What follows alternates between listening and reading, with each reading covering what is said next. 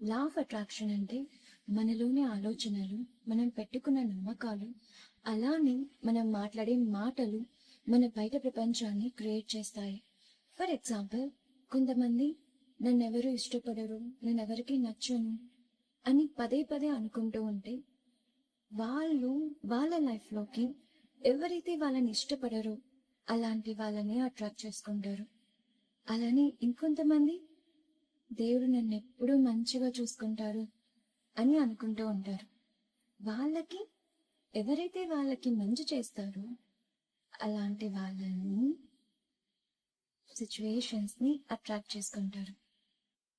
So మన చుట్టూ ఉన్న పీపుల్ని, సిచ్యువేషన్స్ని మార్చాలి అని అనుకుంటే ఫస్ట్ మనము మన ఈ ఆలోచన, మాటలు, అలానే నమ్మకం మనకి ఈ సిచ్యువేషన్ని అట్రాక్ట్ చేశాయో తెలుసుకోవాలి.